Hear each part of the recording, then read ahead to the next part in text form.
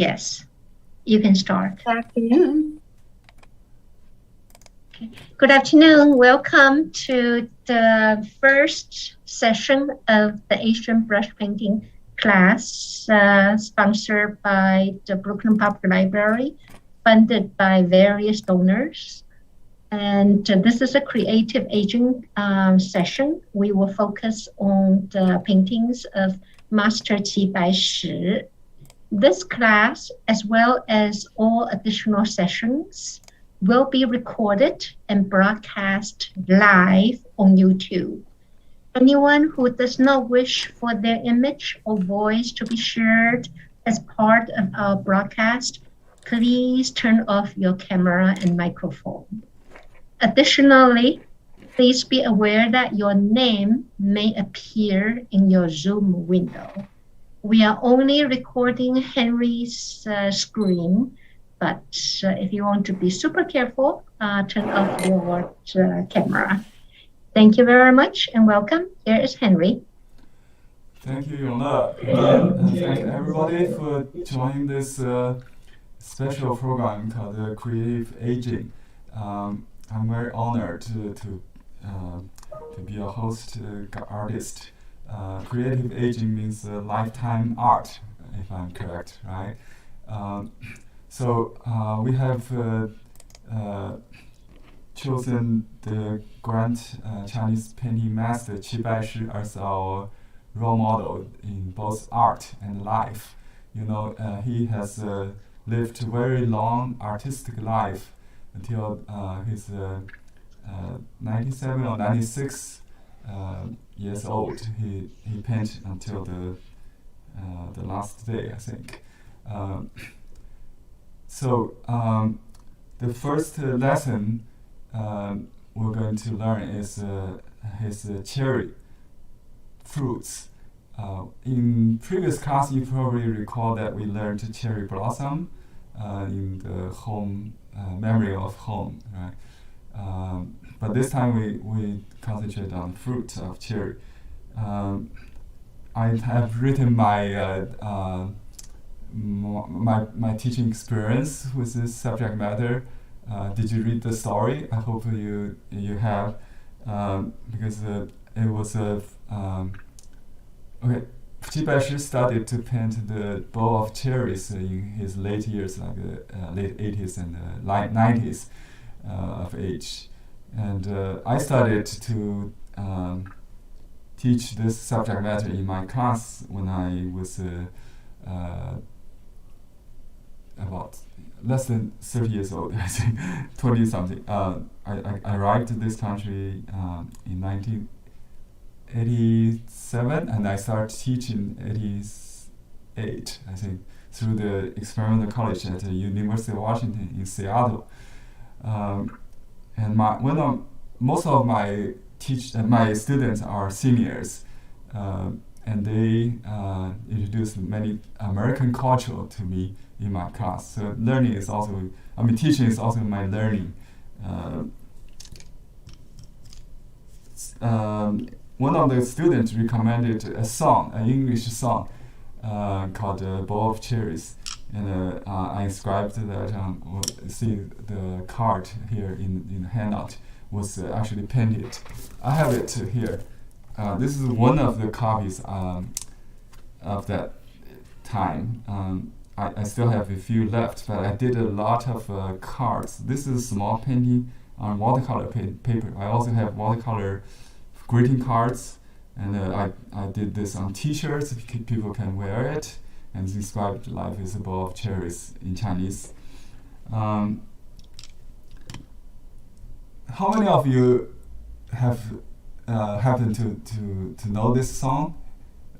Just you can click something to interact. I think you don't have that kind of function here, huh?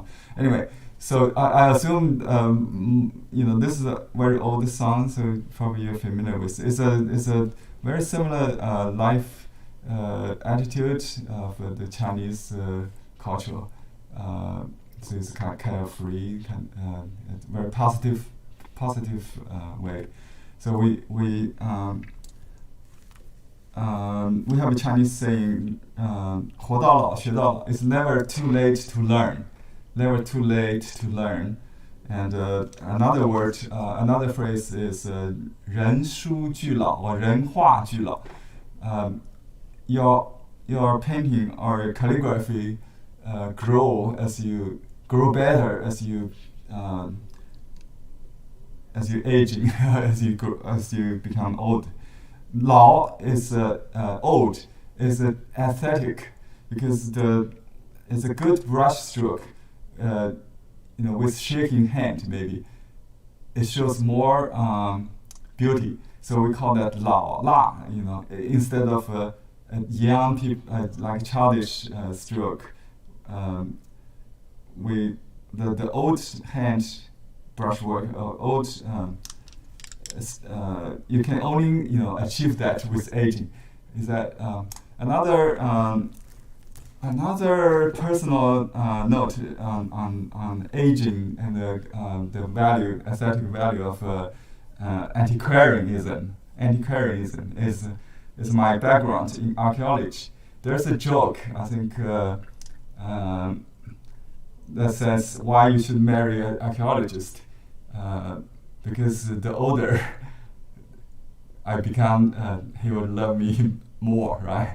So the archaeologists like to favor older things.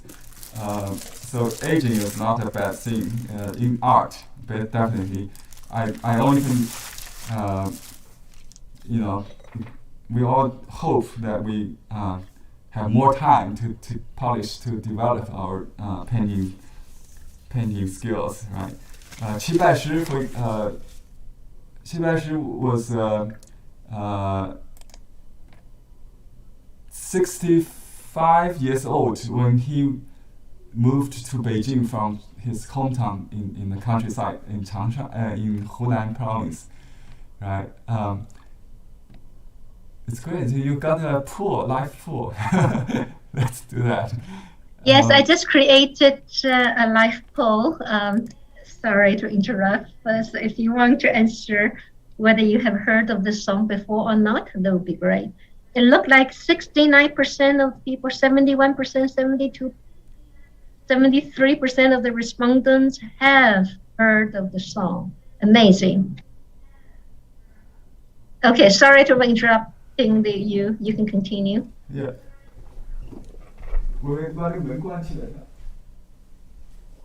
So far, we have 39 people answer. 72% of them have heard. So 29 people. Yes. Anyway, we'll announce the poll result later. Henry, please continue. Thank you. Okay. That's good to know. You all know this song, so we don't need to play it in our class. Use the sing it in your heart, in your heart when you paint. Okay. So speaking of Qi Baishi, he started his road to fame, I will say, at the age of 65. His work and himself is unknown, is obscure before 65. There's nothing left. Nothing, absolutely. Maybe one or two paintings left before his age of 65. So he became better and better when he reached 70s, and most of his best style formed in the age of 90s. See, this painting, I want to ask if she's here, Ping Huang. I got this unique copy from the collector or the former collector of this painting. Her name is Ping Huang. Her parents actually owns many of Qi Baishi's best paintings because her mother, Guo Xiuyi, one of the last female students of Qi Baishi, studied with Qi Baishi for about 3 years in his 90s, in the 1950s, and the couple collected many best valued art from the master. And this painting was done at the age of 95, maybe 1 year before he passed. So the inscription says 95 years old, Baishi. So he actually write his age instead of date on his painting. We should do that when we reach 80s, right? So he was 88 Baishi, 87 Baishi, or something like. Baishi is his first name. A bowl of cherries, and this is my copy. And here's another one, just saying 七拜师老年，白石老年. It's just it looks like title. Actually, it's a signature. The two characters. Can you see? Let me enlarge a little bit, maybe. Okay, it says 白石老年. 白石 his name.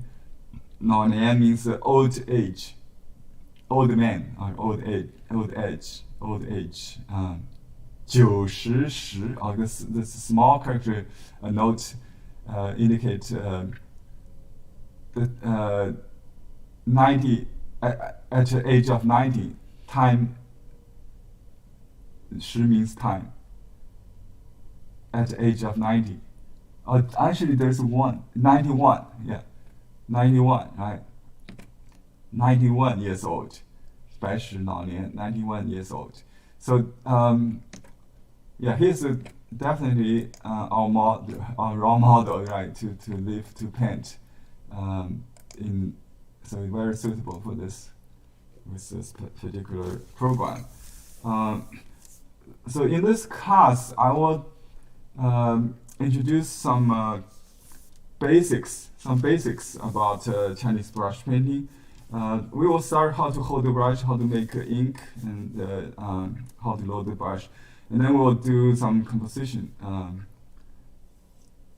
We'll go through some composition principles. Okay. So first of all, we'll use a softer brush to do the cherry blossom. You can use a white hair. Usually it's white. It's a gold hair actually. Soft brush. Aiming that if you have combination brush, sometimes it's dark, usually brown, or sometimes black in the center. The white on out, that could also be used. If you use only one brush, that would be it. If you use two brushes, one soft for the fruit and one for the stem. So you can use a stiff brush, which is brown. We call it weasel hair or wolf hair. Actually, it's made of weasel. It could be artificial these days. So you can use a smaller one or a medium one, or any stiff brush. Qibaishi might just use one brush, which is soft. Just like you see here in the picture. I think this is another teacher's hand, not his hand. It's from the sample, because I couldn't find this sample anywhere, but taking other than the screenshots I took. Anyway, so I'm going to I'll use one brush to make it easy, just the combination brush. So we'll use three red. You can use two. One is carmine 390, code 390 in Marie's Chinese painting colors. It's different than watercolor. If you use watercolor, you can see here, I use watercolor on this card. This is Irisari crimson, right? My English pronunciation might be Irisari crimson. Very long name. I can never pronounce those names. So you can use that, and carmine, or crimson and carmine will be fine. Carmine, or for rouge, I think there's a lake, crimson lake or something like that. It could also be used. But whatever, if you don't have Chinese color, you can use that. The only difference is the binding. Chinese painting color is made of gelatin, which is waterproof after it dries. So you can wet mount it. But if you dry mount it, doesn't matter. You don't use if you spray water on watercolor, it will melt, right? That's gone Arabic. If you don't frame, if you don't mount it, that's why I paint it on regular watercolor paper when I use watercolor. Okay, the other color is rouge, number 400. That's for the dark shade, dark red. We need a little bit. You can see the ball of cherries are not even. It got some dark, some pink. And if you like, you can add 302, which is scarlet. It's a very prime red, Chinese red, you may call it. If you just add a little yellow, it will become Rainier cherries. But I think the Chinese cherries are smaller, but not so orange like peach, like Rainier. So you wet the brush before you blend. Okay, and then load some water to dilute. First of all, the karma. 390, yeah, to make a pink. This is fruit. It's very dark, right? So it's not like a blossom. So we need to make it very. It's about 50 to 50, maybe something like that. It's hard to estimate, but to the extent that it's not so watery, so you can still add. So you squeeze out the extra amount of water. I think it's probably too much water already. It's going to smear. So you should use almost like a yogurt, like this is like cream. I'm talking about consistency of the color. So we need a lot of color. Yeah, this is probably not. We'll got some more. We need a yogurt consistency. So we got a lot of colors. It's almost like right out of the tube. Yeah. And then we use the tip of the brush to touch a little bit rouge. Don't blend the two. Just let it. So it will start from dark and then turn. We can just do one to test. You can do half and half. You can also draw a circle and leave a little highlight. But the master, I think she doesn't really save the highlight. So the white is the space, the background. Okay, so yeah, you can eliminate that. You can draw like two circles, even one is not enough. The first one just define the size, and then the second one. Sometimes you might do the darks first, and then come back to fill in the light to create some kind of transparency. So if you I did it all in one shade, one tone. That's it's a little bit dead, kind of stiff. Yeah. So his painting has a lot of tonality changes. So just practice this round shape, And the big cherry, the American cherry is kind of large, but the Chinese cherry is very small. So if you do a large one, a bowl of cherries, so maybe just a dozen, instead of like 70 or 80 maybe. You can use a blotting paper to prevent it from smearing. So let's just get a feel of.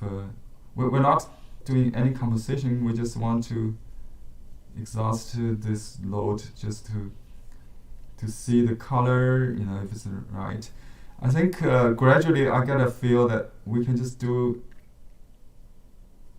a round shape without circulating, like that. So if you could do the round shape in one stroke, that would be better than two stroke. Try to find a way that it's convenient and effective, and for the best result. That's the principle of how Baishi would paint. He was an artist, always, he's a craftsman. Always finds the approach simple and effective. So if you could, find your way of doing this, in some videos I've seen online, they ask the kids, it's in a kids class, to do it in two strokes, like a half and half. So one is like a bottom half, one is the top half. But before you start, you should have an idea of the whole shape in your mind, the whole shape in your mind. So you can leave a little highlight, if you will, to show the roundness, especially when we do other fruits like grapes. We usually use the highlight. But in this case, if we follow Baishi style, there's some intentional, if there's any highlights. So if you see some highlight Baishi painting, with his name on it, it might be attributed to him, not really his. I think the original one doesn't have the highlight. I think doesn't really have to. So we emphasize more on the grouping and the voids, where we'll talk about that in a minute. So at this point, I just want to practice a little bit. I want you to practice a little bit and get used to the paper. So this is one element. The other part is the stem. So if we use a different brush, it will be convenient because you don't have to change. You don't have to wash. So you can use a stiff brush, like a calligraphy brush would be good. This is a general one's calligraphy brush. Let me just use this one. You wet the brush and then dry it, and then you load. I got some leftover ink from previous calligraphy class, so I just use pure black. So just add a stem. Try to indicate the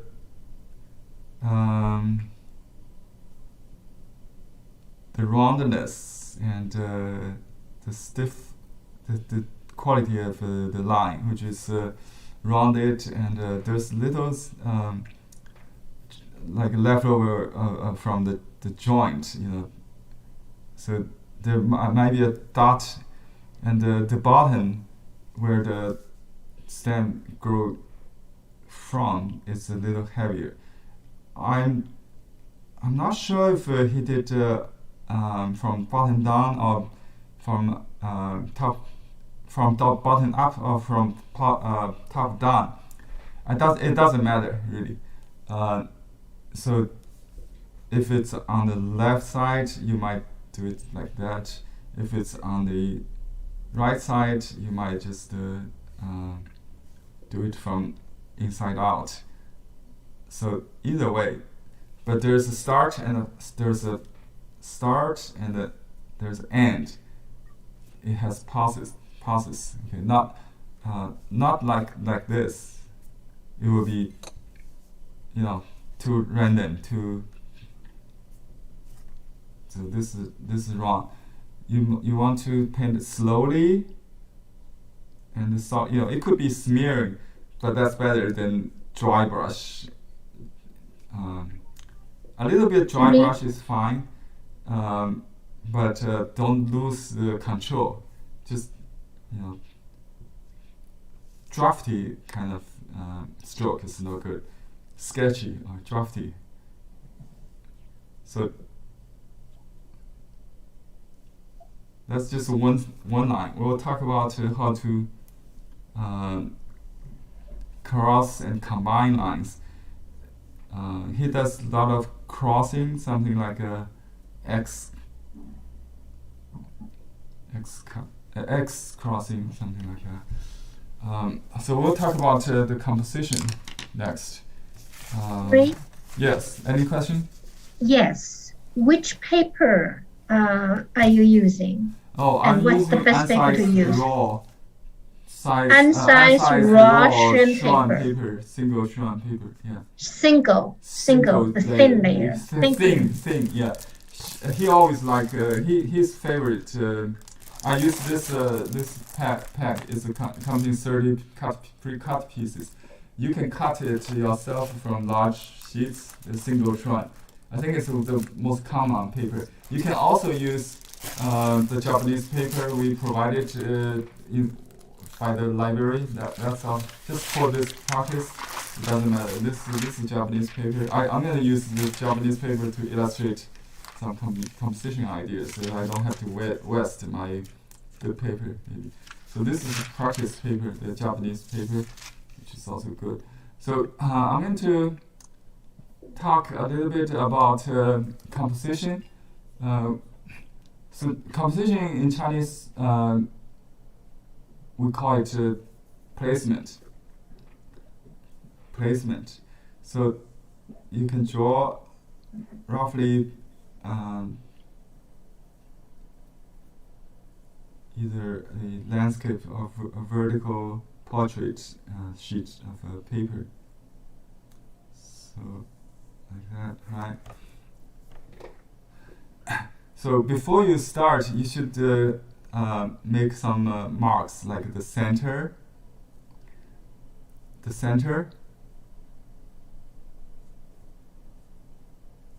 and the thirds. Maybe the quarters. Doesn't matter, huh? Yeah, I think the thirds may be better, but if you make quarters, it's fine. It's not a science, Just so the principle in composition is to avoid the center. If you put something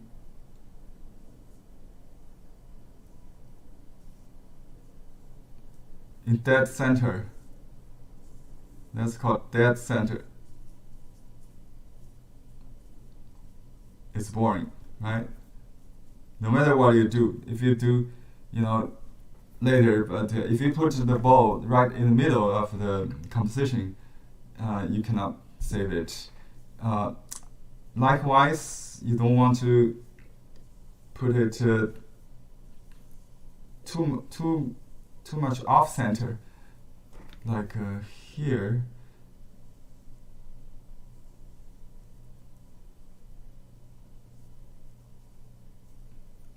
So if you put your object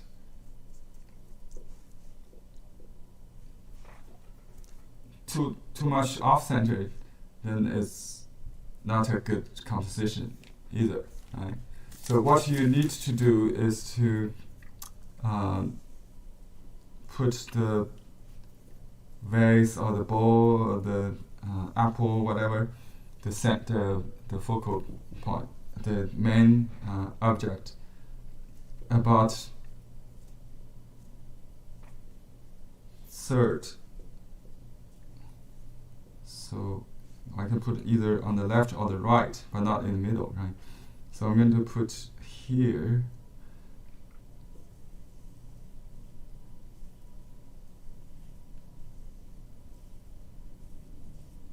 That's called the golden rule in Western painting.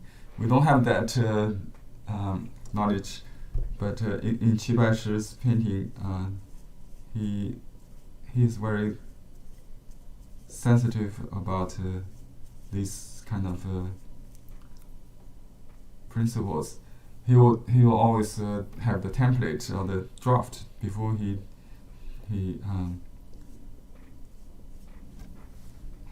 paints. So this is called the placement, and you can balance the composition with some dropouts, some fruit outside the bowl.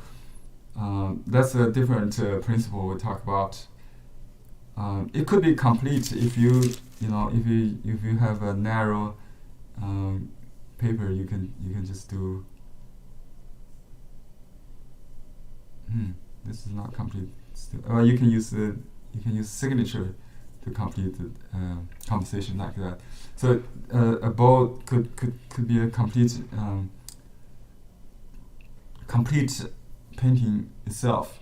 You can add some other elements as well. So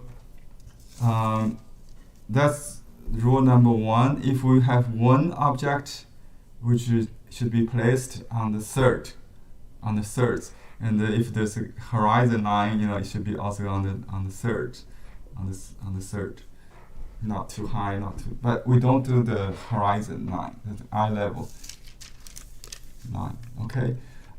Number 2 is that when you have two objects, you should let them communicate to each other, talk to each other, or turn to each other instead of turn away from each other. Let me give you an example. Let's say we do 2 cherries.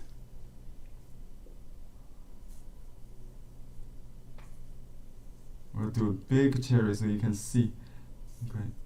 You can have 1 cherry in the front, and they overlap, a little bit. You can have one darker one. It doesn't matter. So we do another one just for comparison.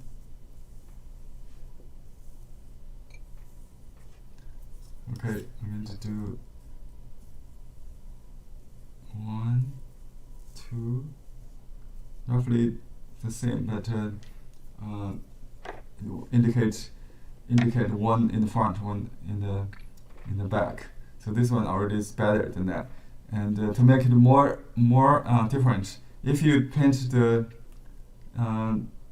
stem like this, it look like a couple is turning against each other or turning away to each other. If you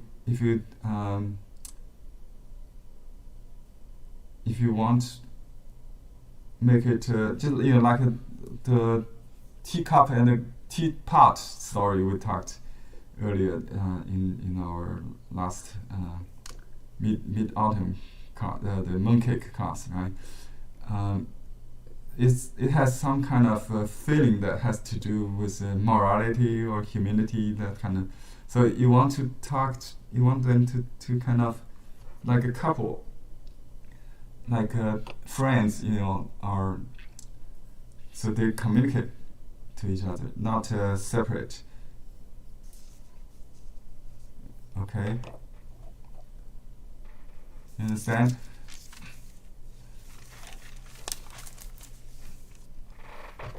This, for example, this small group kind of communicate to each other, not only and also pointing back to the main group, and they look at each other. Right, that kind of connection is very important. it gives you a different feeling, definitely. Although the object is lifeless, but we have a kind of human feeling, in it. So if we do 3, it will have to do with a very important, very common composition principle of composition, which is variety, unity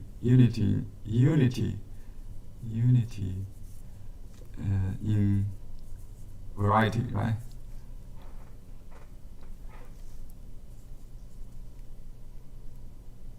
Variety, VA, right?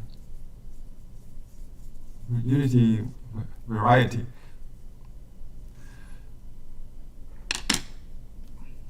Okay, let me give you examples.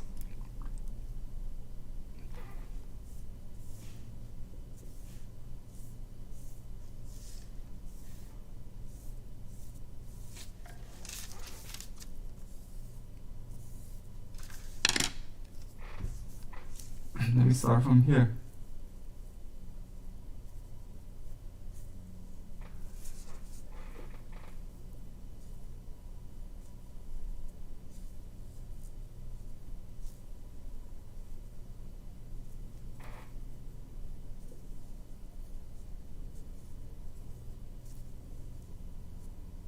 So 1, 2, 3. Which one you like better?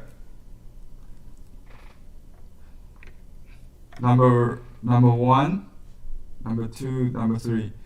And now I'm going to add the oops, I got dark in this one. If we add these stamps, it will become more clear, right?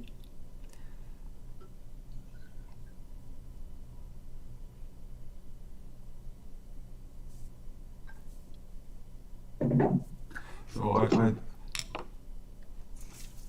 I make some extreme cases here. So this one look like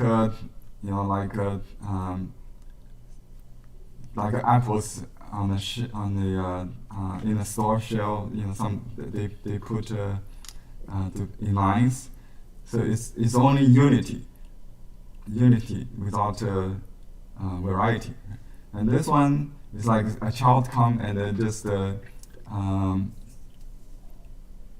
made the apples fall on the ground, and it will become like scattered without unity. So that's variety without unity. This one has unity with variety, unity in variety. So that's what we need to do. In the artist's eye, we see order like this. This is too boring. This is too chaotic. So this is so we have to use the frame. It's important to frame this and to make some variation from this too, this kind of too much order. Speaking of this, I'm going to show you a picture from an ancient master, a Zen monk. He's considered the forefather of Japanese sumi painting, because he introduced the sumi painting to Japan, Zen, especially Zen style.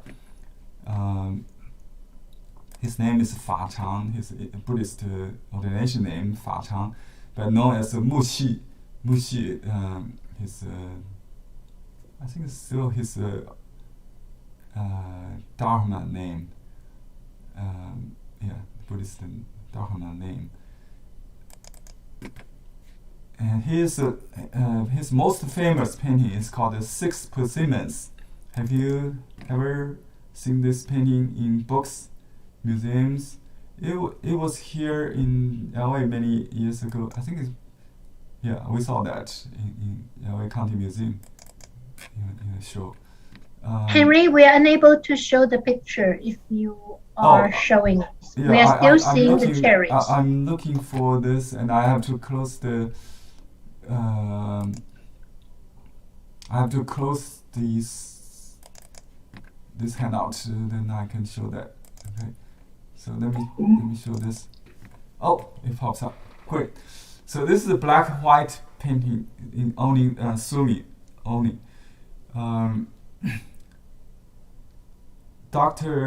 Professor James Cahill, a late professor in Berkeley, art historian, has a series on classical Chinese paintings. And he has dedicated one section, one class on this painting, just to gaze it for more than half an hour and listen to his talks. And so this painting is very charming in many layers. By designers, Western designers use a lot of design ideas, principles, and photographers try to duplicate this in their work with real fruits. I will show you some later, but none of them could match painters, let alone painters, to try to duplicate this. So if in Zen thinking, this is completely done without any mindful principles. They break all the principles. It becomes very so spontaneous, and it becomes natural itself. So in natural, you will see in symmetrical things. Not so intentional. So anything intentional would destroy Zen kind of feel. So variety in unity is what this is about. There's a focus also, and if you look at each persimmons, it could be cherries or apples. Anything. You can play with any fruit. Henry, could you mention the name of the artist again? Oh, okay. The name of the artist is Mu Xi, or let me write it down. Let me just use these sheets. Okay, the name of this artist, I'm surprised nobody knows him. I'm so sad. It's my problem, not yours.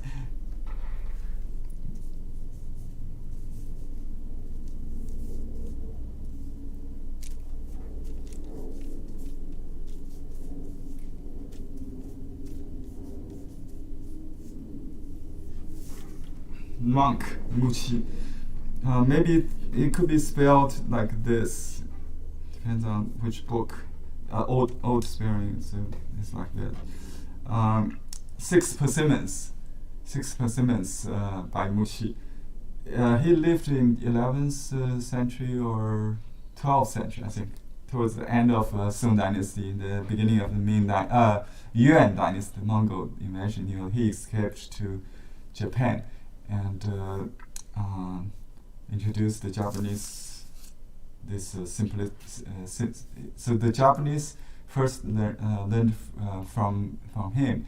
So their style is more simple, more direct, more spontaneous than Chinese scholastic, Confucius scholar, amateur painters.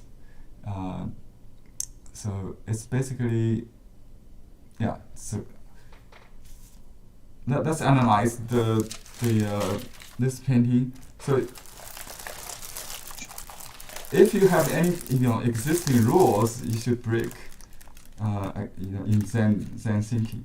So a Zen teacher in Taiwan wrote a book, and he has an article about this, and he made up a story to explain this kind of painting is done, how this kind of painting was done. He said one day the old monk master in the autumn season had a long for the taste of the fresh persimmons, so he asked a young monk to get it from the market. While waiting for the fruits, he lifted his brush on the table where he would copy sutras, Buddhist sutras, and just did this doodle while he waited. He waited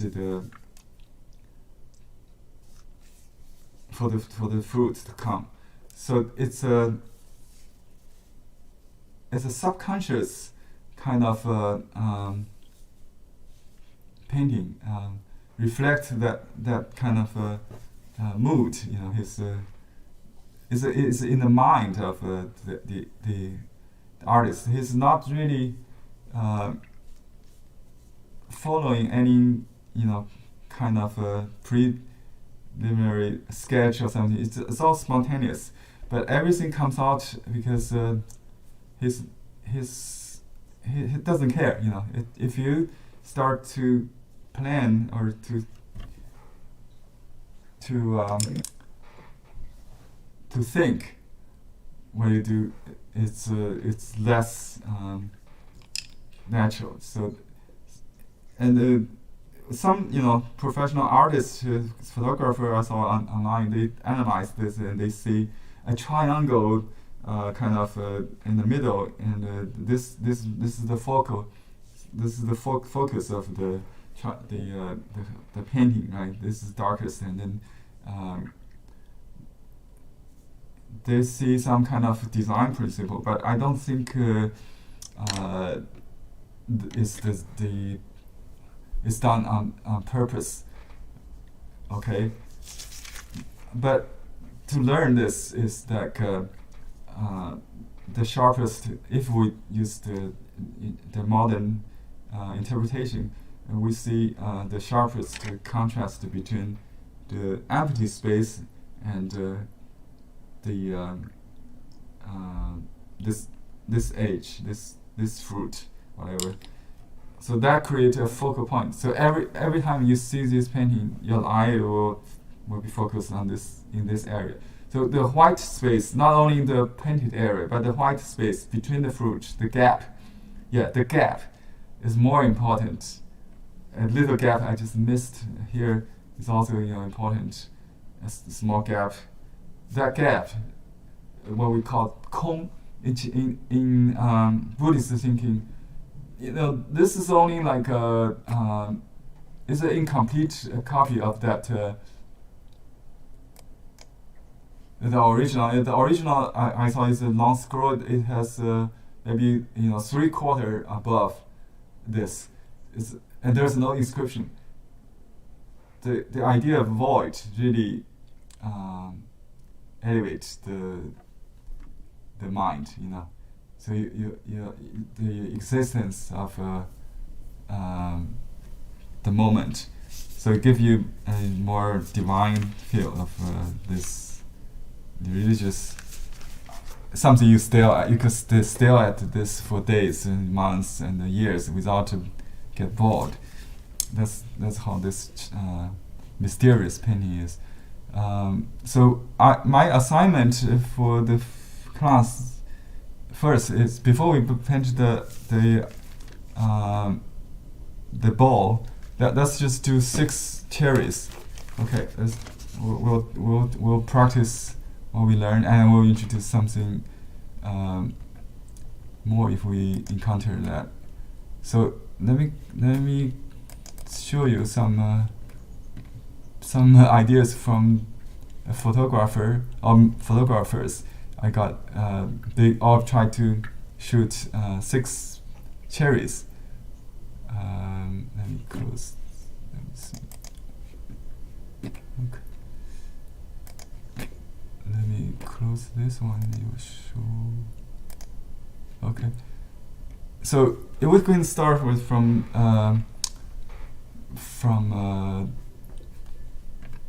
1, or maybe. So this is 5 and 1. They shot in different composition, and I put them together as this last night. That's recomposed of the. These are plastic cherries. They're realistic for kitchen decoration. I couldn't get it on time, so I didn't buy this, but it's available on Amazon if you want to get some to play with. That would be good. So we can do something like this, all right. Then we'll do some more like this, and then we'll do the cherry. It will be easier, I think. Okay. Maybe after we do this group, we can put it in a bowl. Who knows? So we adopt a Zen attitude. Don't just leave all the possibilities open.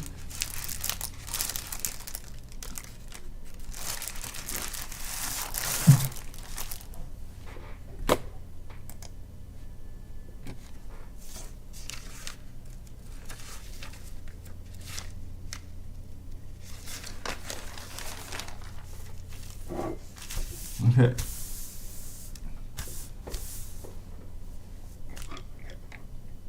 I got ink in the brush here. What can I do? So I'll just use the ink first. Maybe I draw some stamps, but you don't have to. I just draw some stamps like that. And I make a pattern of like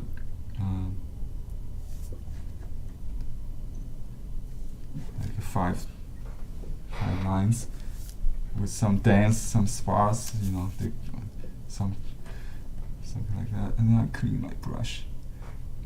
This is against the steps because I got ink on the brush. I just use that. And then I reload my brush with only the reds. And I'll start from this middle one. Okay. And I see a missing part of that, then I just fill in that space with a fruit in the front. And I just draw a circle. How about that? You don't have to be very round. It could be between, there's a little bit apple shape like that, right? So one half circle, another half circle is the easy way. That's how they teach kids. I think that would be probably the easiest. The master, she would do something like a complete circle and then a little circle to fill in that. I think that's. And I'll do another one on the left side, as we talked about the communication. So if you draw the stem towards the outside, it doesn't make sense, right? So it will be chaotic. So you want to draw this way. So it points back to the group.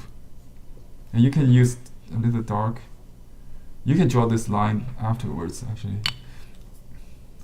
So, and speaking of the void, you still have a lot of unfilled area, because when the painting is complete, even you have only 6 persimmons, the qi kind of occupy the whole. So if you like to continue, you can draw a ball right now, I think. Then we'll add some more. Okay, so we'll add a container, a bowl, a plate. You can use a liner, maybe. I just use soft brush. I think Master Chi always use that. You can see if I put it here. Yeah, it's light ink. Just draw the. Let me just put top of that, so you can see the bowl. You can level the bottom, which is easier, with a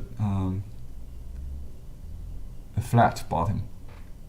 So you can see he but not always do the bottom flat, but typically he would draw that with a flat bottom. You don't have to use any color, but if you have some blue, you can use that to tone it a little bit, but not too much. It's just light. you draw this lower half first. Okay, and remember the ball is not in the middle. That's why I started already on this side. Okay, you can start from this side if you want. You can draw like a two strokes and they meet in the middle. That's also possible. So convenient and the direct way is the best. And the upper lip would be more fruit. So we just draw like a little bit over half here and then draw continuously. Cannot stop. Okay, something like that. And then you can suggest a little bit if you need. You can have something in between these fruits or something.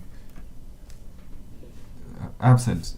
Idea complete with absent of stroke. Yeah.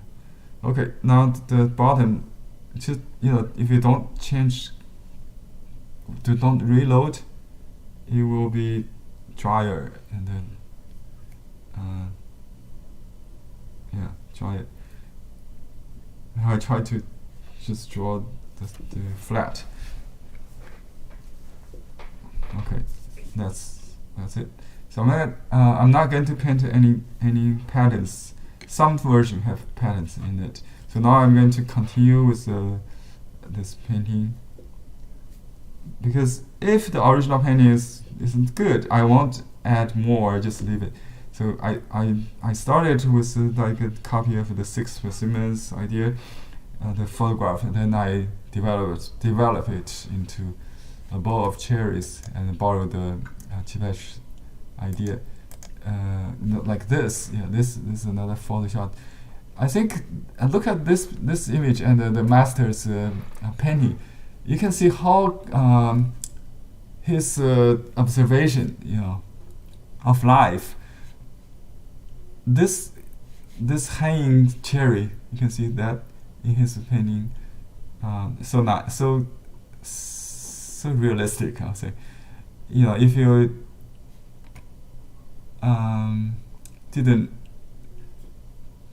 if you are not artistic like Baishi, you might think it's not appropriate. You may put it back in the bowl, right? So it will be very boring. So he does this naturally, very artistic.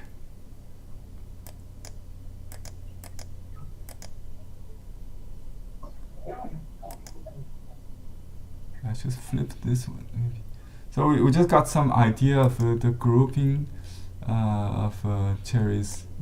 May look like this is not good. Hey, I just want to show a very realistic photograph and a painting. So the difference between the two, it's pretty similar, right? But the painting, in Chinese painting, we don't really care about like the highlight, the shading things. But still, we have you can see the darks looks like a shading in the painting, in the photograph. And most importantly, they're incomplete round cherries. So there's some in the front and some behind, some kind of hidden by the edge of the bowl or the wall of the bowl. So you need to fill in this space with dark, maybe. So let's just complete this. If you complete the one load, you will create a natural gradation, like the master's painting has some dark and some light. I wish in the end we'll have that. But now I have a trouble that my size of the cherry varies. I need to be careful with that. And try not to have the smear over the edge. So you can use I use a clean paper. That's not very good. It will be inspiration for another painting. So you can use a piece of tissue to blot it. Okay.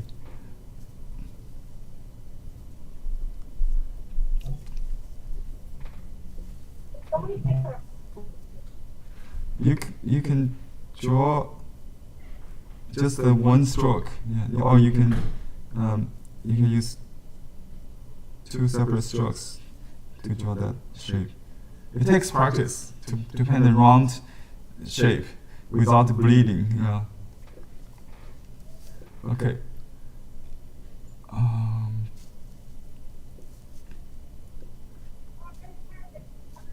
Doesn't come with shade, so I add a little water. That would definitely make it lighter, but that would maybe too light. The sudden change is not. I see some in his painting, so maybe we can try that. But my recommendation is you'd rather have it more united than variety. Too much variety of shape, shading or tonality change is difficult. It's not easy. So I'll say with one tone maybe in the beginning. Let me just eliminate a little space, unwanted space. You don't have to draw the circles to just block them. Okay.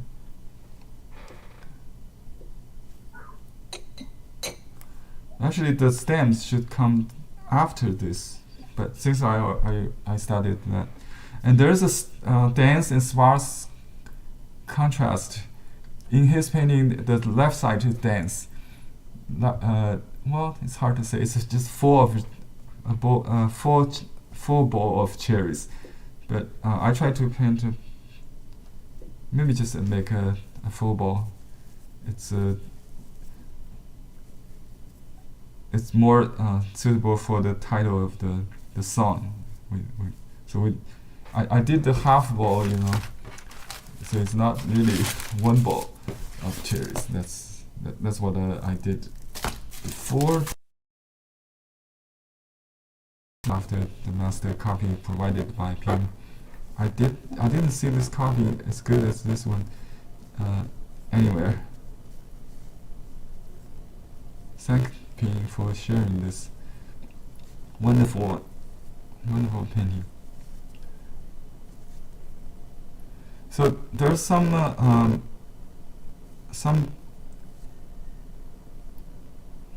fruits above the bowl. Even we don't really care about perspective, but the gravity is still a law that governs everything. So if we feel they're stable, it's okay. If they feel like falling, then you have to. The voice become cracking with no reason. Did you do something? No, I didn't change anything. No, maybe just a connection issue.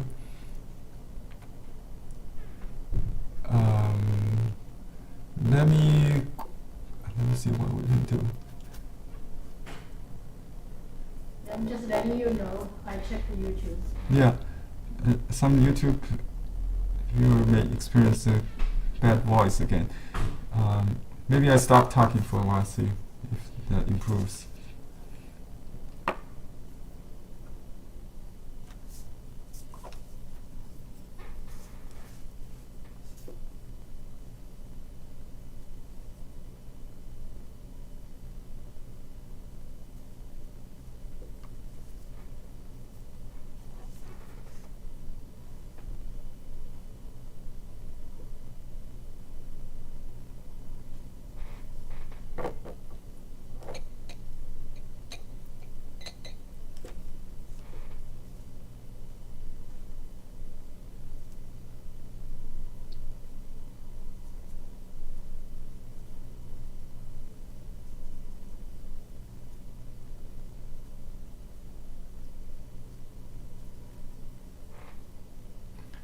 Okay, I just realized the dark he added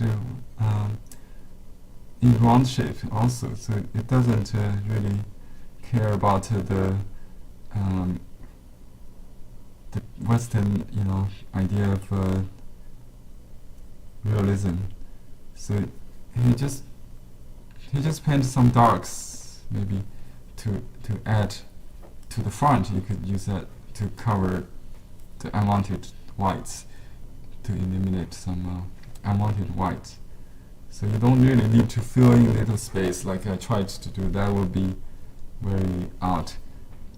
So maybe just a few like that. And you can make some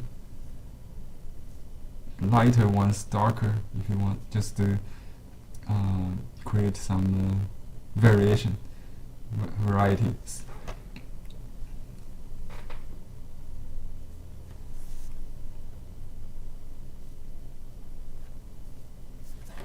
So in Zen kind of style we just learned, you should not use your logic too much. If you just follow some sequence, it will be more natural than you try to reload each brush,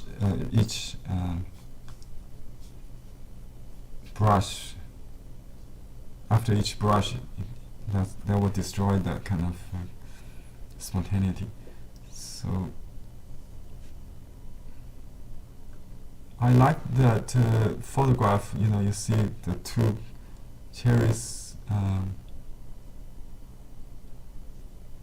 It's kind of hard because this one has to be behind. So let's do one here, maybe.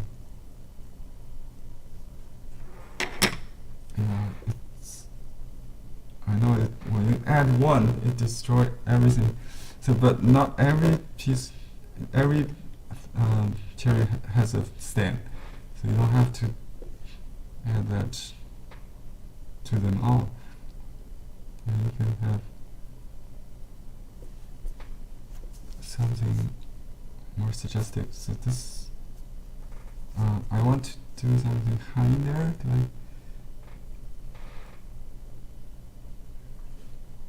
Maybe here. It's kind of hard. Let me try.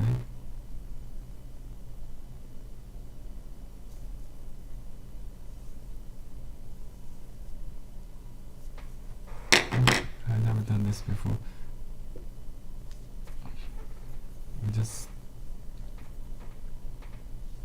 Okay. After this dries a little bit, not completely dry, you can blot it a little bit. You can blot extra moisture a little bit and use pure ink or dry brush. He used light ink. I think normally he will use dark, and then just do the lines now. Think about the continuity. Now it's too wet. Let me do this.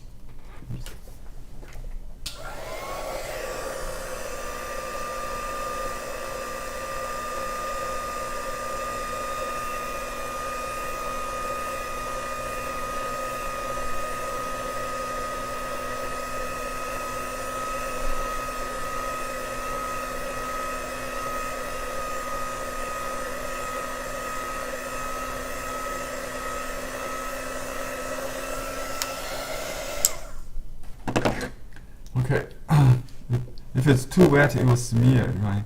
So you need to make it 90% dry, maybe, yeah, 90% dry. With a little moisture is fine. Sometimes I see smearing in his painting, but but not too much, not to the extent to go like this. So let me make it a little.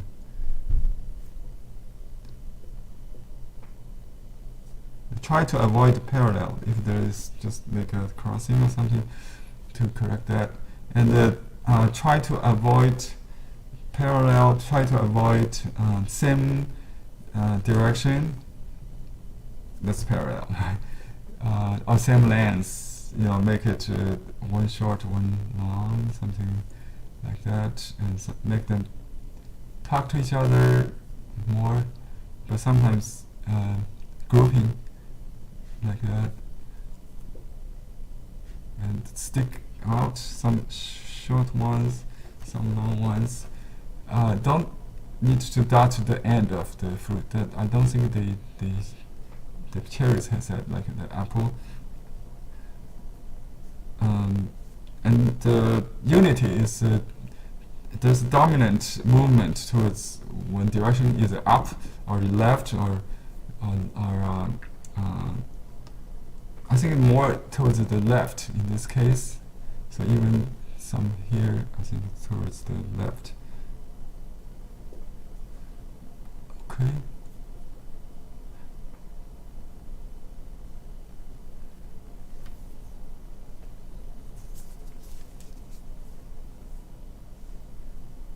Yeah, it's kind of hard to paint these tiny ones. I think there's the one behind, kind of like he's so childish. He's painting. You can see the kind of like a hit and find game here. There's one behind, like just showing half peeking out, and there's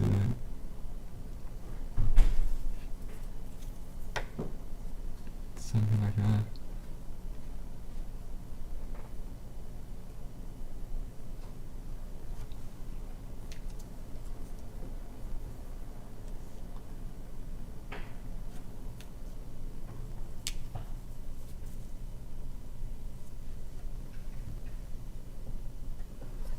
I think it's over.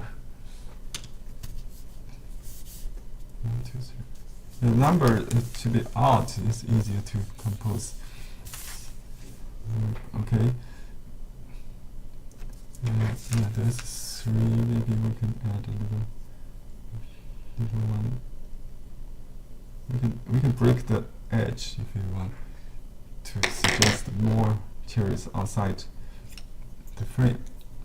And we can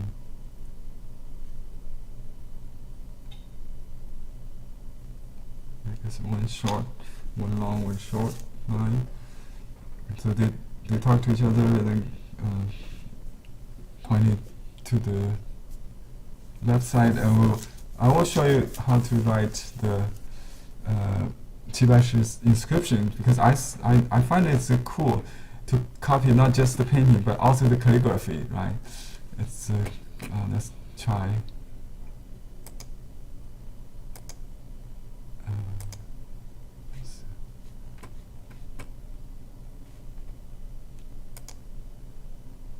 Oops, I'm sorry, that doesn't work. So I have to close this image. We'll just use this handout, copy the handout. So we'll write 95-year-old Baishi in his style, and we'll say copy or mimic by your name. Okay, you can do that. So you learn everything, not just his painting, but also his calligraphy, just to have a feel of that 90. So we all try to. When we are 95 years old, we know how to write this. 95 years old.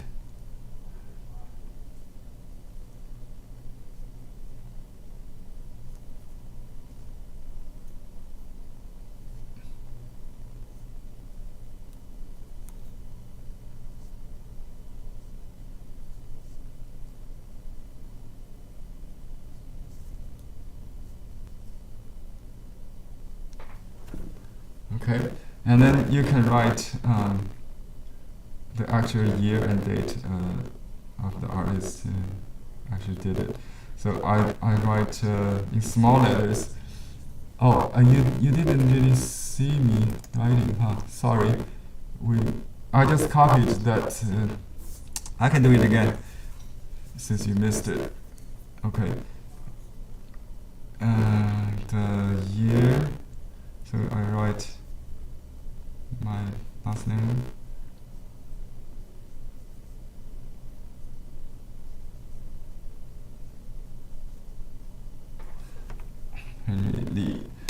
小慧力。Got my seal here.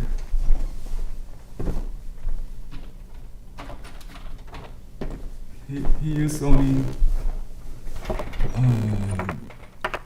he used the seal was 710. Oh, he used full name. So sometimes he used partial like last name. This is my last name seal.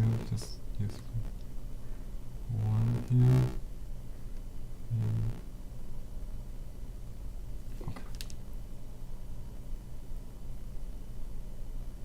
Okay. Lower, yes. Okay, that's it.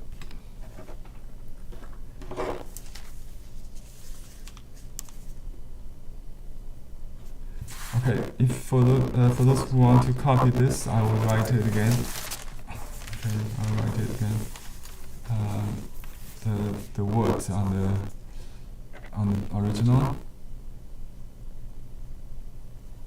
Beautiful calligraphy.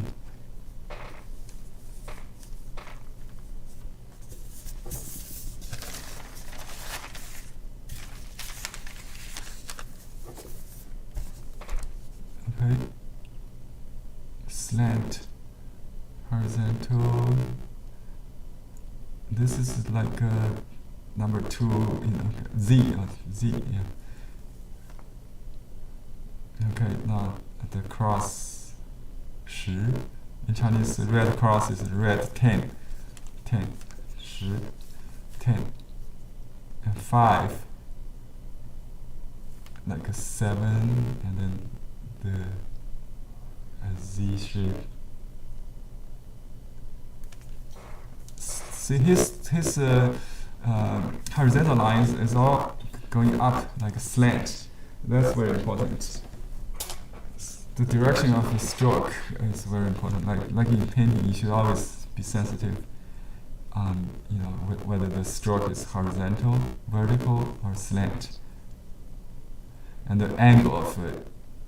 Of that, see, this two angles different, that create interest shapes of space in negative space. So they're not just horizontal and vertical. See this stone that's very long. In the calligraphy, all the space between horizontal strokes should be relatively even. However, where the stroke is lonely, without references to others, it could be free. So that's why he can, his signature is like that. So it doesn't affect the unity. So variety in unity. So all the other space is relatively even. See the horizontal space and even the small space here, relatively even.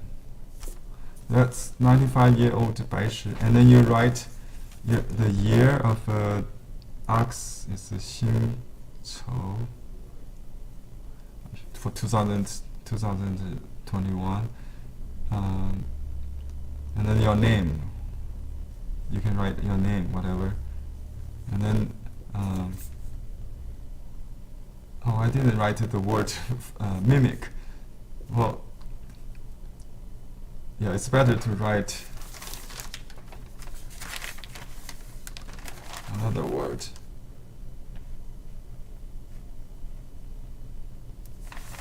Fang. Fang means mimic.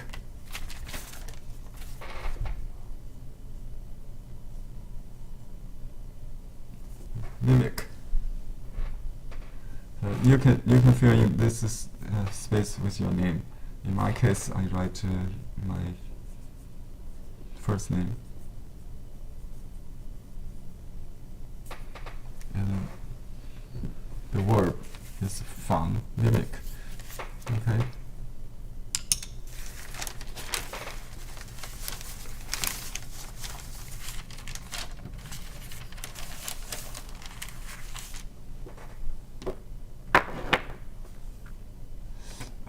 I'm going to look at some other samples of Master Qi. Maybe we can explore some more. One of the variations I've seen is the one with birds or other insects or something. Let's just show you.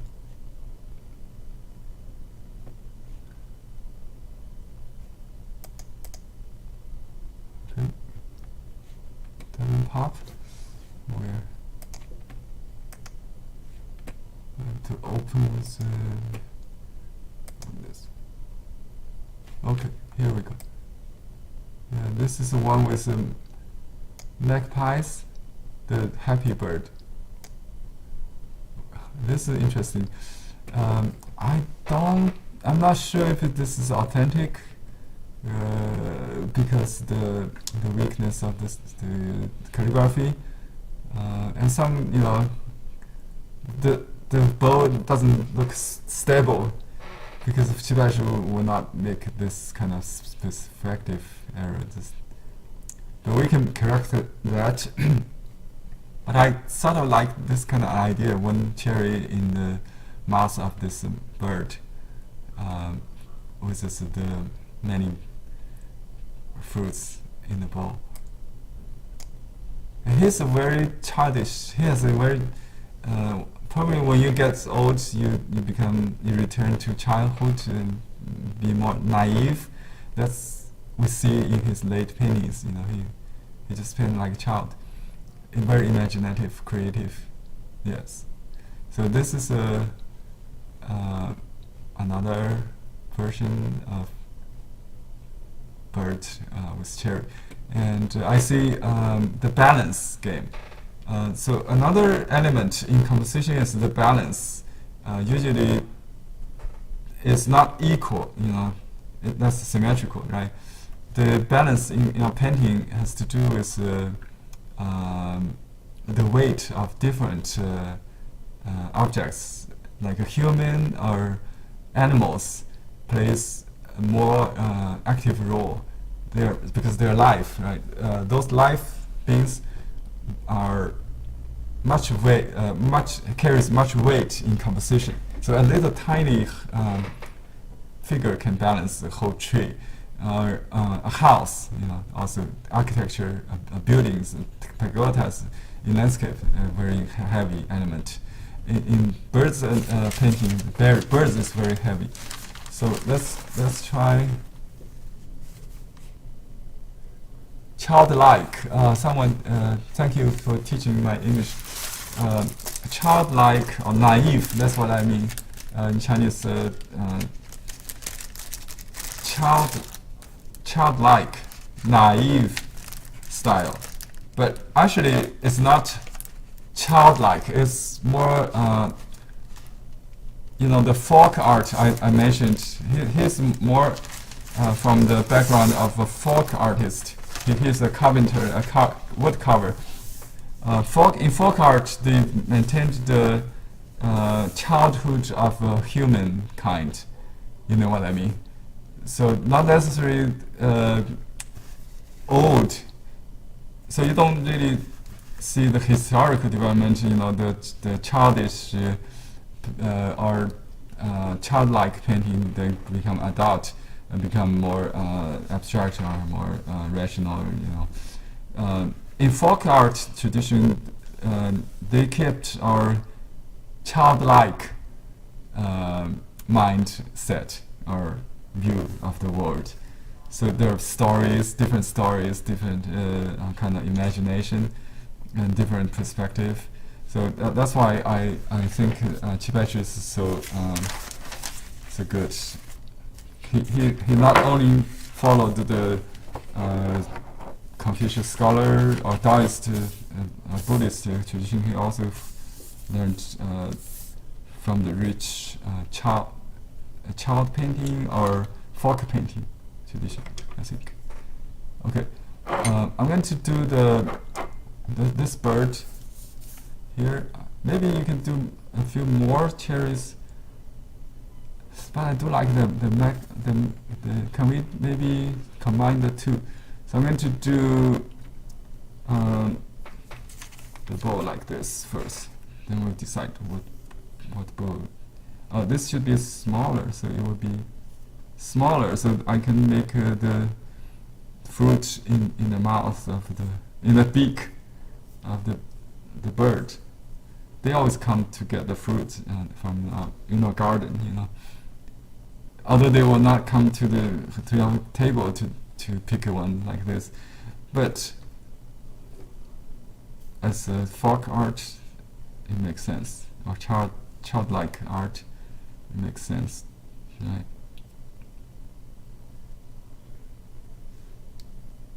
It looks like the fruits are trying to escape from the bird.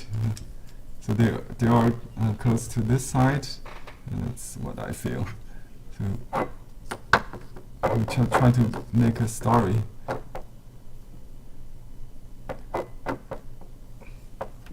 And let's draw an oval shape and maybe like that. Okay. Actually, there's a brick that is for the standing birds, but I think maybe we just do the large bird. Okay. And the wall of the boat, and then we'll just draw a hint of the bottom.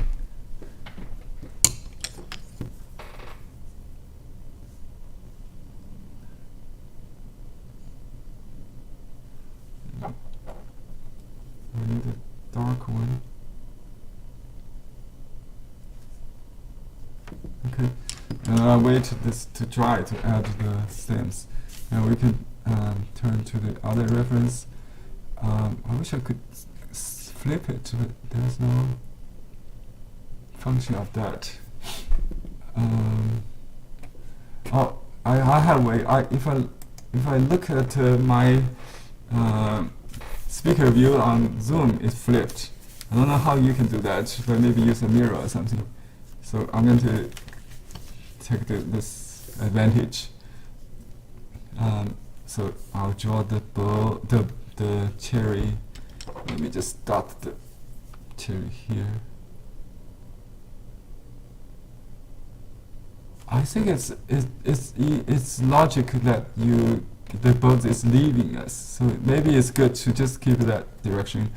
I was thinking that the bird is facing the boat, but the story maybe required this. Actually, Qi Baishi's painting is perfect for story illustration. One of his students, Lin Ximing, I'm going to talk about him in my landscape class on Thursday. He's a student of Qi Baishi. He does the paper cut and painting in Qi Baishi style for child book illustration, newspaper illustration.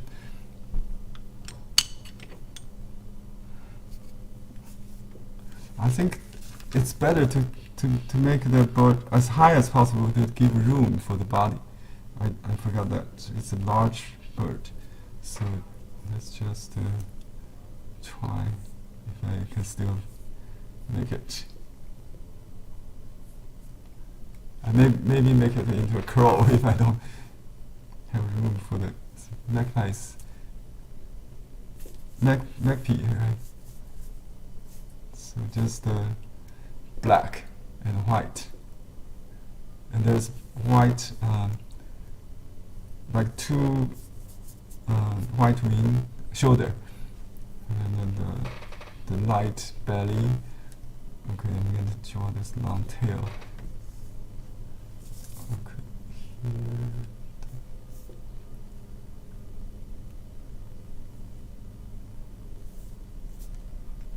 That's the thigh, the leg, and then okay, I got enough room in this.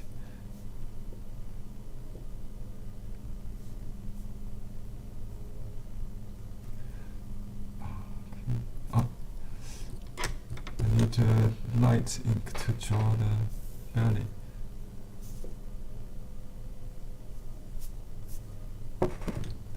And,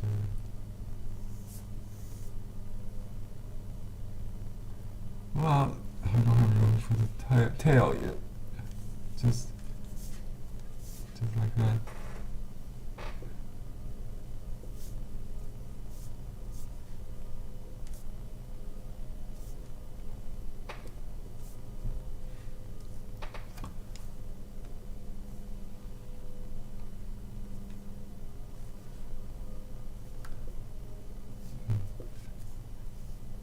Not very successful, I think. I should plan the composition a little better, but let me finish this and then I maybe have time to just make another attempt.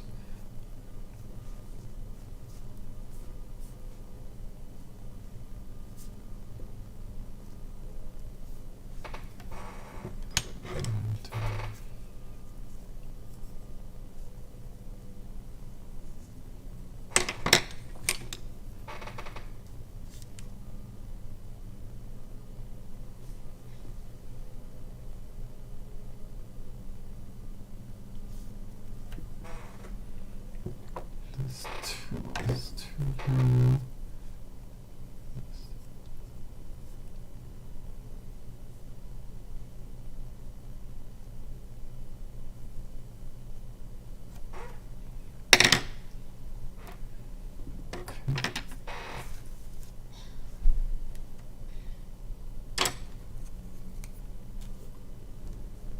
Oh, my composition is not very good.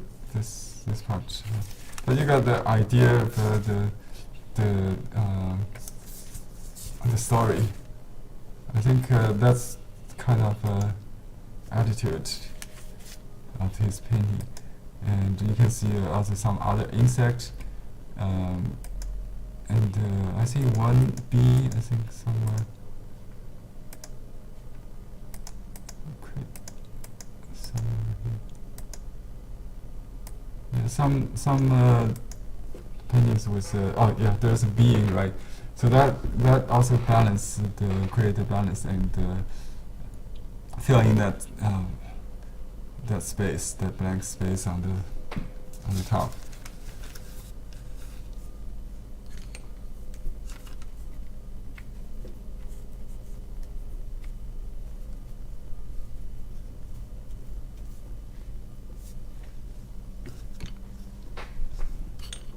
Try to fix it a little bit.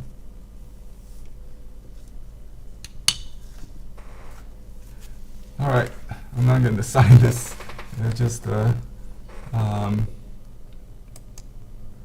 quick demo. So we have like a 25 minutes, something like that, right? If you have any questions or requests, how it's going? Do you like the persimmons? We can also try the persimmons again. I'll just do the 6 cherries. 6 cherries, so we don't need a large piece of paper. We just use maybe half sheets.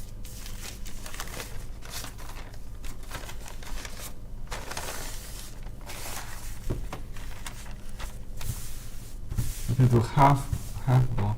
There are 5 here on the table. That's interesting.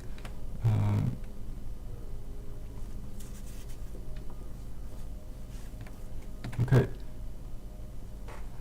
I like the color plate with some pattern like that.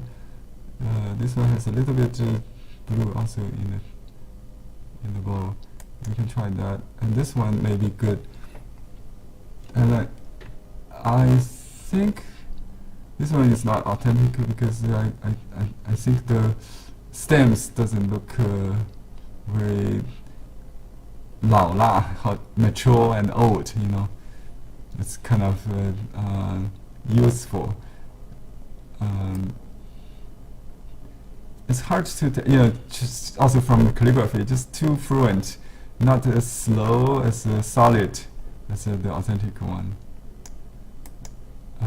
This one probably, yeah, I won't say it's a but it's better than the previous one. And this one has persimmon in it. It plays with the word also, the 小事不糊涂, small things is the persimmon. 事事 it's also pronounced like the matter or the things, the persimmon, the small matters should not be, yeah. There are two comments and requests. One person said that she's having trouble drawing the bow. The other person is requesting for painting more birds. Okay, I'll do more. Yeah, the bow. So let's do both. Just do that small bird thing. Okay, let's do this one. So you got the bow. If you draw this empty bow right, you can easily fill in with that, right? So you have to do it in one stroke, and you can use charcoal. You can draw the template. Maybe I just use the same page, but do this design under it. So you draw this. I think it's a vertical, right?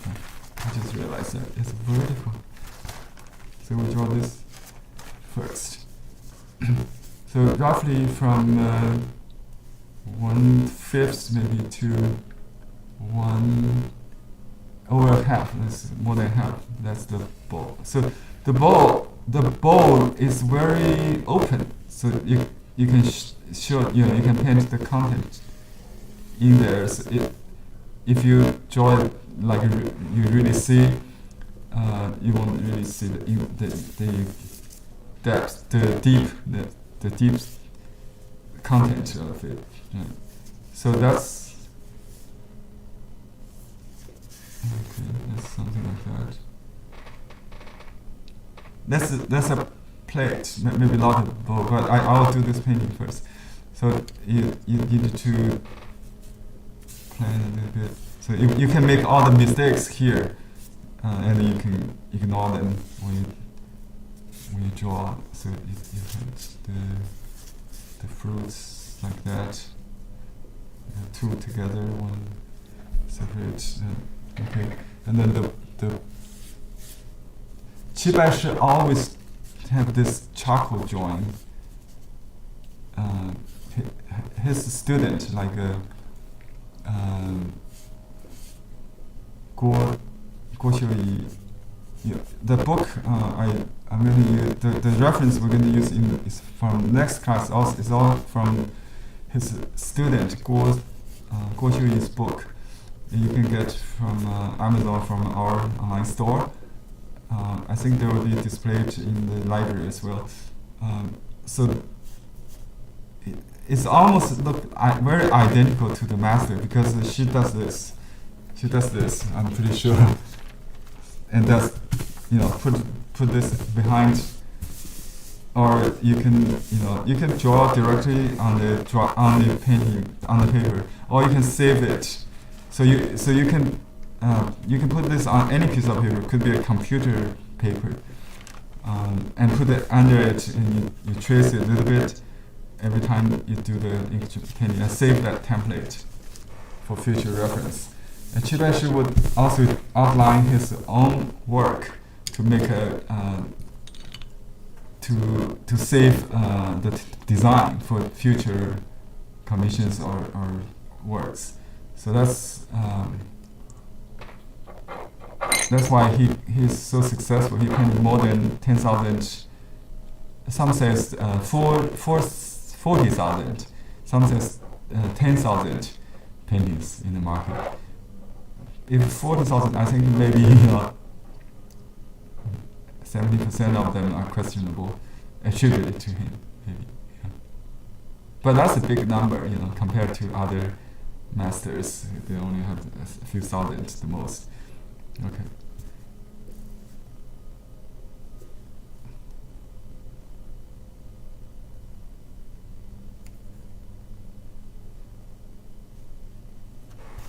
blotting before blur.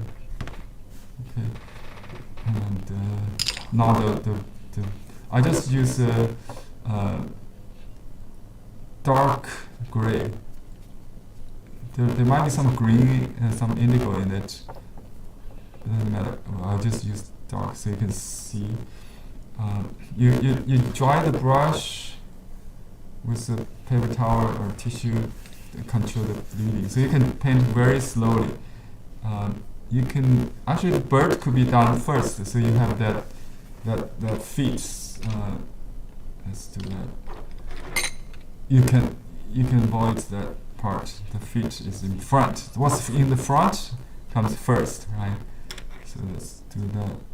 I'll just use a little gray to draw the chest in 2 strokes. Just 1, 2. That's almost like a egg shape, an oval shape, right? Egg. Actually, the complete body forms like a egg, an egg. Okay. And brown color. We just use the brown here. It's dried up. Use the chips. Well, I got some other ones here.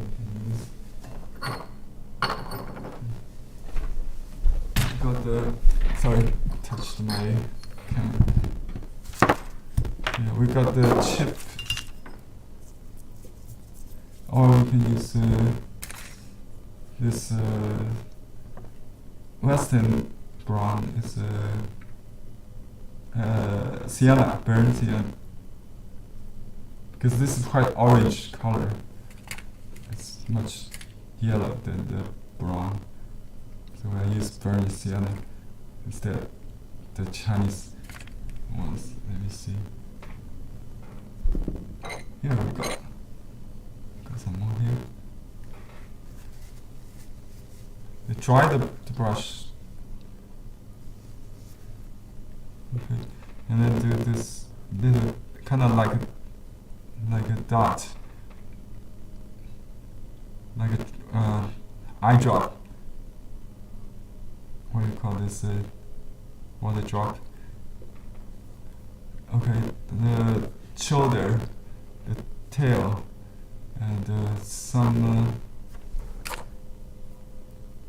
darker stroke. You can add a little ink maybe.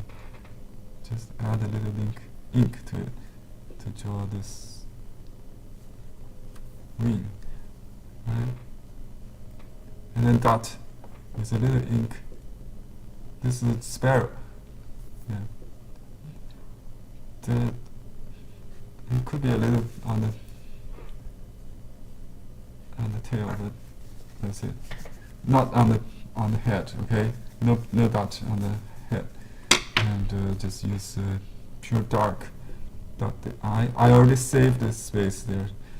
And the beak, very simple. Some mark in the face.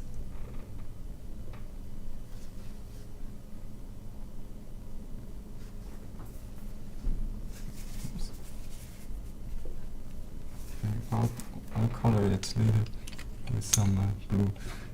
Now you can use that dark gray to draw the bulb.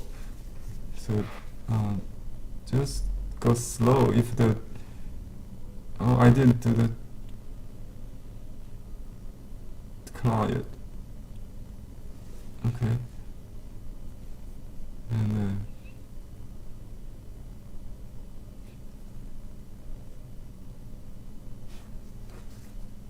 this should be the mouth.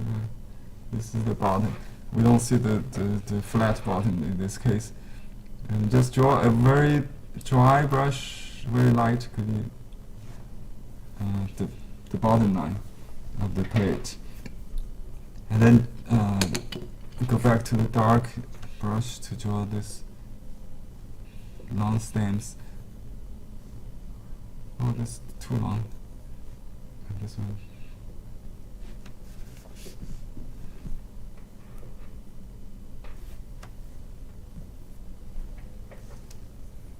I can use a little color, just blue color, indigo maybe.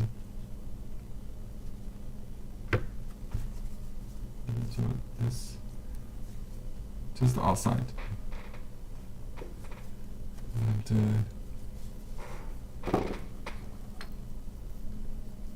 indigo for the beak. Indigo is contrast to the orange color, the amber color. That's why we use it. In real life, it might be just gray, right? Okay.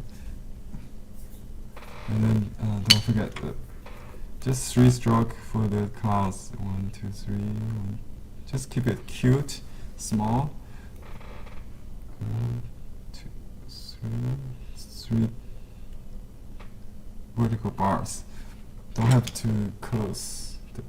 Forget about the nails, sharp nail, the details, anything. There's no leg, no anything. That's it. And his nickname, his childhood name is Aji. I think he must record, some his childhood life. So he signed with his nickname, Aji, like that. I think I'll do here. Well, we can just put the Fang, Baishi. We don't use that name because that's his own self-address. To show respect, we just call his pseudonym name, Baishi.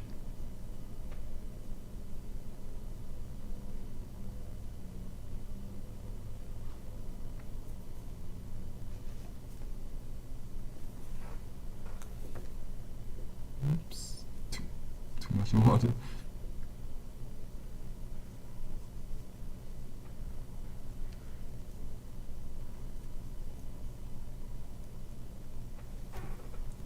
Okay.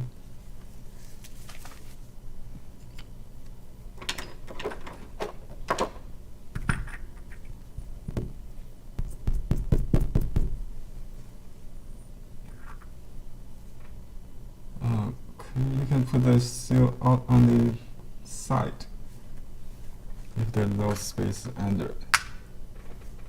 Okay, so if you don't know how to draw, use charcoal. Use charcoal guide. So you can trace that. You can print this out and put under it. You can print the. I have all the images on Dropbox. I can share that link with you right now. If you give me a minute, we can share that link, so you can download all the images from today's class there. Dropbox. Okay, files. I just put in a folder called above chairs. Yeah. And I share this folder with you. Copy. Create a link. Copy link. Okay. And I'll put it in the chat room right now. Okay. So you can download. Also later I take a picture of my demo, my successful demo, I'll say. And then post it to the Dropbox after the class. Okay, so I'll sign this pin here as well. 仿木犀. So today we learned this word 仿 mimic. Okay, 木犀.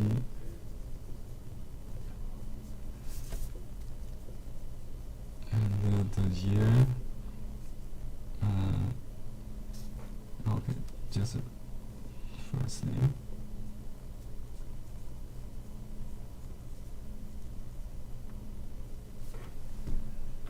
Okay.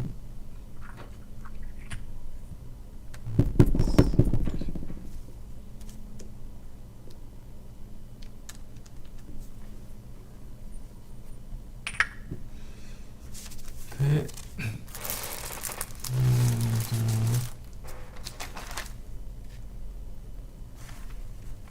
This one is a little rough. I'll do it again sometimes later. So another one we did earlier is what's the bowl of cherries.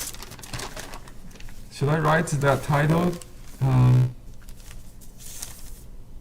We can write the title across the page like that. Let me show you how to write that. We have different translation. One is the I don't know exactly. It should be 人生 instead of 生活, right?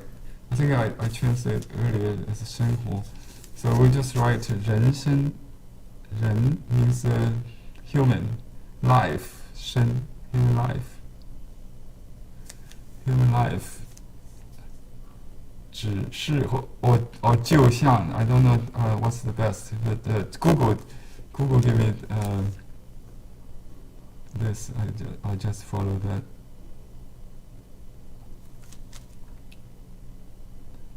Owning is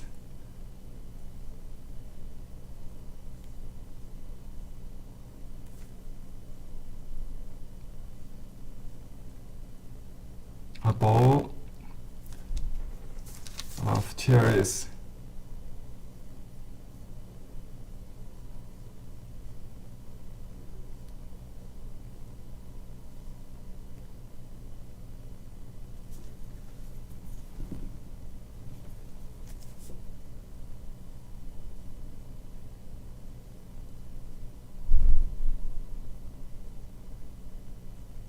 Okay, life is a bowl of cherries. This is a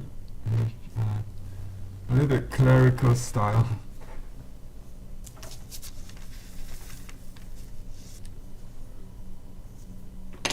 And you can write this way because it's an English translation. You can also write this way if you prefer. When you write one line, it doesn't matter. When you have two characters per column, you have to write this way because it reads like that. So I have to sign this way, so you can have more than one inscriptions.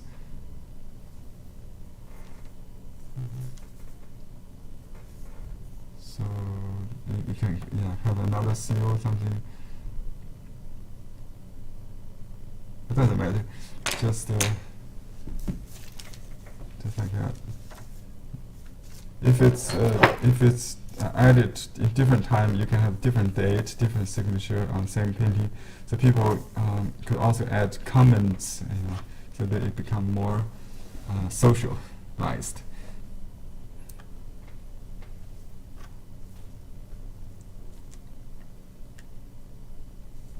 I can write like a for creative agent class or something like that. In English would be difficult to write.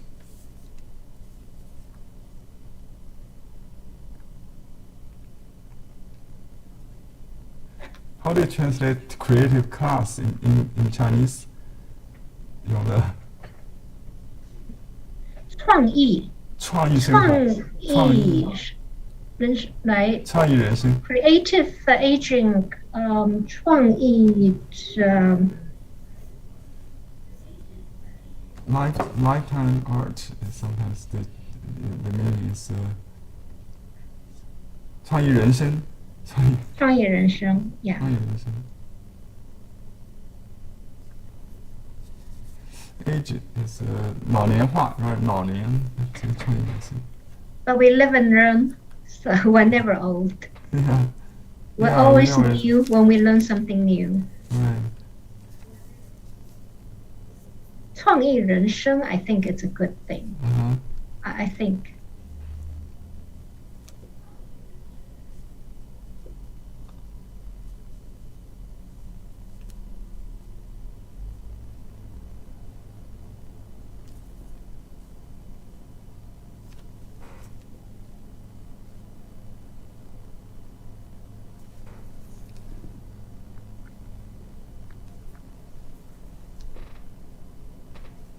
创意人生，绘画课，right? Painting class.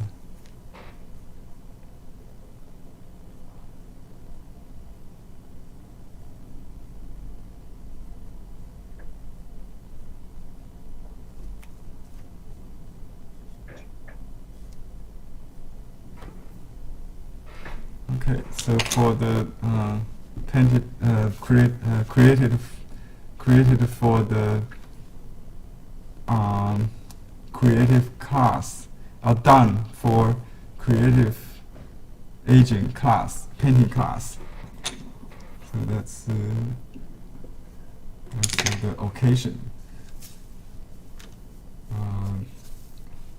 So just like our theme, okay, for the future class. So we'll paint next time. I think it's more birds and blossom, right? If I'm correct. Maybe peach. I forgot. It's peach or blossom either. You can check the program on the website. Okay, a question being asked, where Yes, there's should a we add question. dark red in the cherry bowl? Anywhere, just to create some variation, some variety, I think. So I think in the beginning you can just use a single tone. Naturally, the brush, if you keep going, the brush will turn from dark to light. That's ideal. So if you plan this, it's really hard. If you just follow a sequence, like from right to left to paint an area, you'll have a natural gradation from one tone, start from dark to light. So he didn't really add the light. The brush will become lighter. So if you, let me just use some demo here. So that's just to finish this one. We can add, let me just make a very sharp transition on the brush loading. So I washed my brush. I just load a little bit dark, so it will turn lighter. I hope after maybe a few cherries. So let's see. We start from dark, right? And I just keep going, but you don't want to do it side by side. Sometimes you do. So, you can go like that, and when you can go back. How to say? I think in the original painting you provided, it's not really scattered. I think you can see the band, the whole area of light and then some dark. So whenever you want to add something, change the value, change the tone, or change the darkness or lightness. So now I have exhausted the brush. I need to reload. So at this time, I will load a completely different tone, maybe a pure rouge without a comma at all. So I will add. I'm going to fill in a lot of space just to illustrate this idea. So I'm going to use pure dark. The reason I use dark now is dark will not bleed that much. I don't have time to wait, but you can dry it. You can wait a little bit before you add more.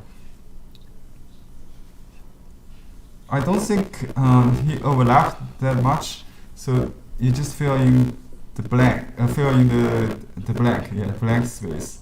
And when it's dry, you can certainly add up without blur, like this.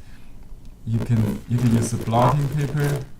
You can use tissue to make it to make room for the second layer. So after this dry a little bit, then use or the iron. So the dark could be added to the light. That's sometimes I would use dark just to adjust maybe composition. Okay, so in this case, I want to make it clear. So dark is in the front, alright? But you don't want it too dry. If it's too dry, it doesn't feel juicy. So that could be a fix of the light. So it's all depends on what the painting tells you to do. There's no certain rule that where's the dark, where's the as long as the final result is unity in variety, it's good. So when you paint the stems, you should look at all the stems, and when you look at the dark, you should look at all the darks. So the dark ideally will have some dense and sparse, like form a pattern of its own, not just So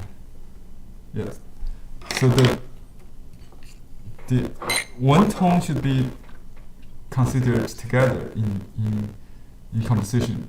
So you make all the fresh, the bright, the vibrant red into one pattern, maybe dominant pattern, and then the dark should be less. Unless, like I did with this, I just used one color with just a little bit change, because on this paper it's very difficult to indicate the juicy quality of the fruit.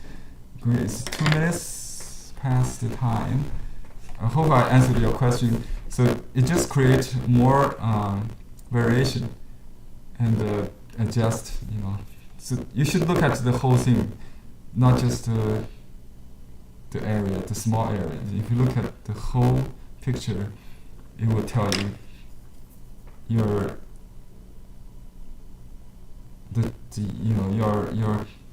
feeling will tell you, not just the reason, logic.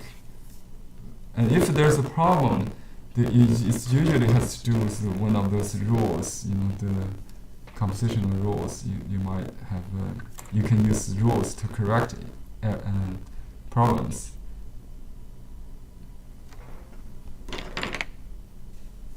Right? I think it's better. Right? You see, if I look at the mirror, I see some this area is too jump too much. I can feel that I can break that with a little dark, or you can go back to use dark red. I can also just use dark line to separate that white, to actually break two shapes to make it smaller. So the white shape, large, small, medium, also different shape. It's also a pattern that you need to consider. And then not only the solid part, you need also consider the white. So when you do the dark or the red, you're also forming the negative shape. So I'm going to sign this anyway to share with you. You learn more from a teacher's mistake or from your own mistake than successful painting. Actually, if you try to to observe how I correct problems, how I say, there is a problem solving process. Actually, there's no complete control. Like you cannot erase anything. So let me just write what we will say.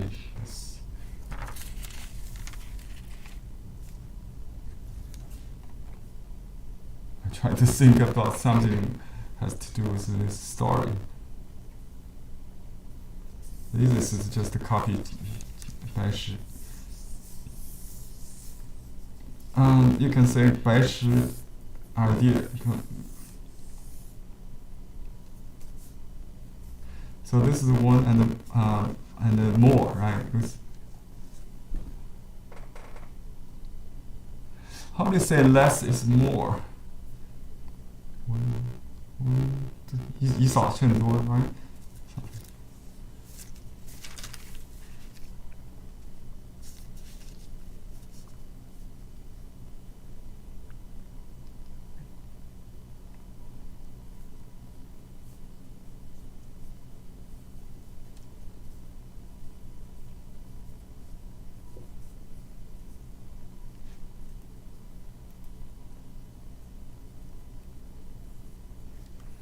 Okay, the less is more.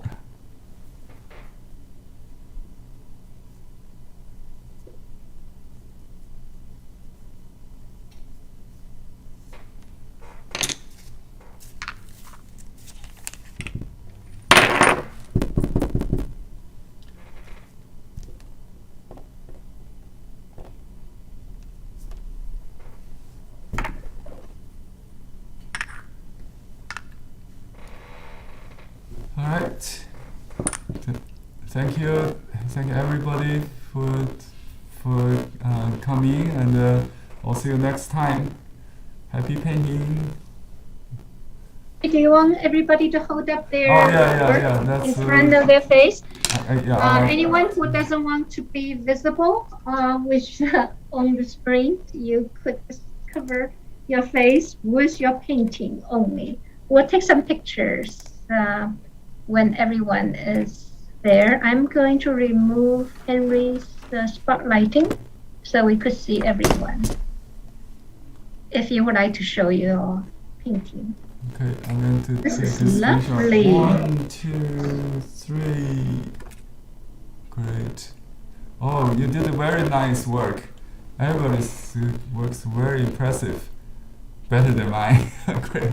I'm very happy for you guys. You learned so much. I hope. Okay, everybody, great. Thank you. And let's see if we have a second page. Here, I got 3 pages. Yeah, someone on the second page. I only see 2 pictures of yeah, second. That's what I thought only. Okay, that's it. Right. That's okay. That's okay.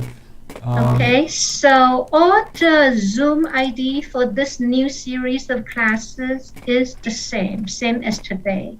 So there are 6 more sessions on Tuesdays, following Tuesdays. If you have not registered for this class, but you're already in, you should be fine. Just use the same Zoom ID. Thank you very much, and I'll look for you next week. Happy painting. Bye-bye. Thank you. Bye-bye. Thank you, Yongre. Bye-bye.